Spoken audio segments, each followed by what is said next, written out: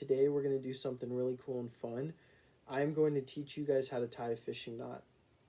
The fishing knot that I'm going to teach you guys how to tie is called the improved clinch knot. It's my go-to and my personal favorite, as well as so many other people's favorites. Professional fishermen use this, as well as me, and the reason why I like to use this knot specifically is because you're guaranteed to never lose your lure or lose a big fish. So you don't have to worry about catching a big fish and wondering if your knot is going to hold up or not. This fishing knot is the best, I promise you. So there are a few things that we do need to go over before we get right into it. There are three different kinds of fishing line out there. There is monofilament fishing line, fluorocarbon fishing line, and braided fishing line. A lot of these are just preference, but there are some advantages and disadvantages to each one. Personally, I like to use braided and monofilament. But let's start with monofilament.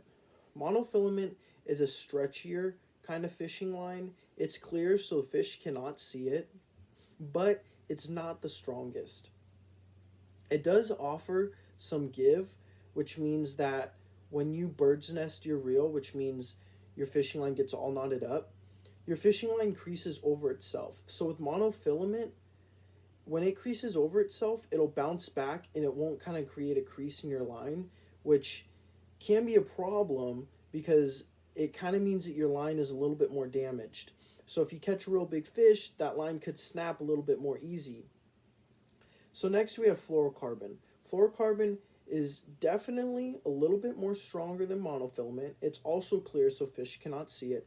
And the line is a lot more thin than monofilament and it's not as stretchy. Which means that with fluorocarbon you can fit a lot more line on your reel because it's thinner, which is a plus, but it doesn't have so much give like monofilament. So it will create those creases when you bird's nest your reel, which is kind of bound to happen, especially when you're beginning. You're going to bird's nest a lot and it's going to be really frustrating.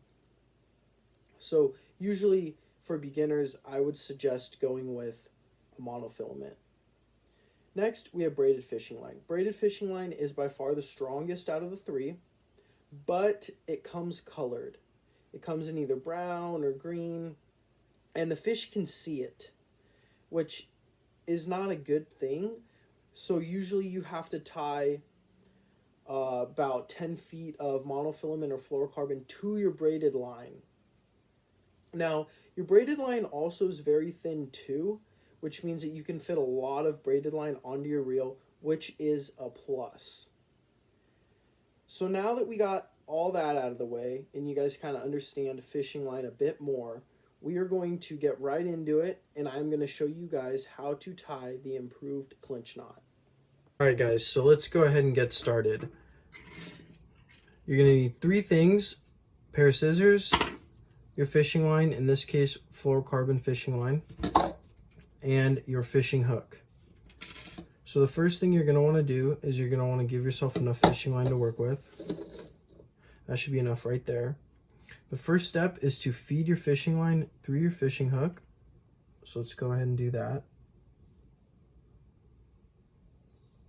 Okay, after you've done that, it's going to look just like this. You're going to want to then take your tag line and bring it over to your main line. Just like this. For your third step, you're going to want to twist your fishing hook. This fishing line is on the thinner side, so you're going to want to twist your fishing hook about 5 times. 1, 2, 3, 4, 5. After that, we've created a loop right here. You're going to want to take your tag line and bring it through that loop, just like that. And then after you've done that, you're going to want to take your tag line and bring it through this loop right here that you've just created. Okay. After you've done that, you're pretty much done. We're going to wet the line. After we've wet the line, we are going to pull our knot tight, just like that.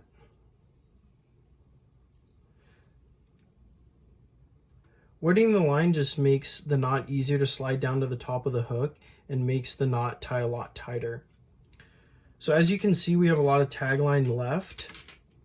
We're going to want to cut that down. We're going to cut it to just about right there. And then you're done. You have your improved clinch knot. Thank you for watching.